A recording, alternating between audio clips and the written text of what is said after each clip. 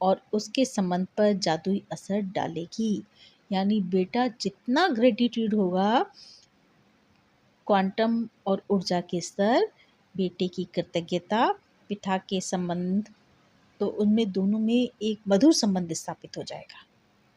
Rhonda Byrne ने कितनी बड़ी बात कही है कि यदि मेरे साथ मेरे पिता के संबंध अच्छे नहीं हैं, लेकिन मैं बार बार उसके लिए ग्रेटिट्यूड होता हूँ, तो एक जादुई असर होता है हमारी ऊर्जा के स्तर पर।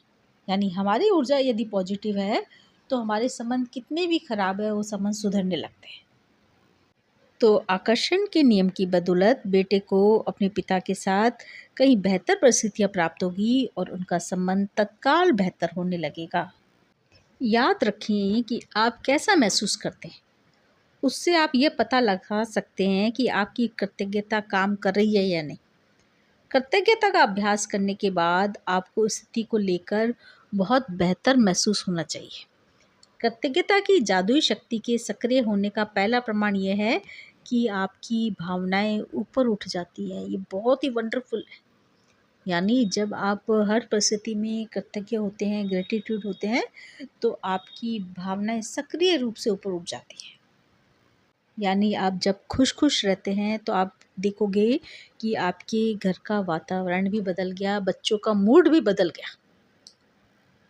तो कृतज्ञता की जादुई शक्ति के सक्रिय होने का पहला प्रमाण यह है कि आपकी भावनाएं ऊपर उठ जाती हैं। इसलिए जब भी आप परिस्थितियों को लेकर बेहतर महसूस करते हैं तो जान लें कि परिस्थितियां बेहतर होने लगेगी और समाधान प्रकट होने वाला है।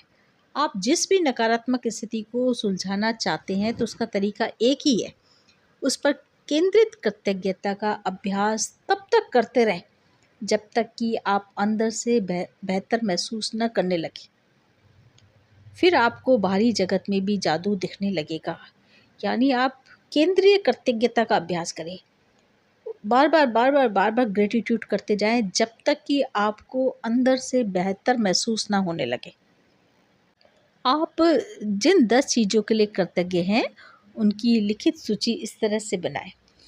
मैं किसके लिए बहुत अधिक कृतज्ञ हूँ, या मैं जिस भी चीज़ के लिए सचमुच कृतज्ञ हूँ।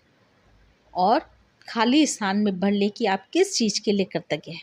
यदि आपको अधिक आसान लगता है तो आप कृतज्ञता की जादुई शक्ति का इस्तेमाल करने का वॉल्ट डिज्नी के तरीके को भी आजमा सकते हैं कि मैं बहुत खुश हूँ, और इस वाक्य को पूरा करते हुए आप किस बारे में खुश हैं लिख सकते हैं या बोल सकते हैं।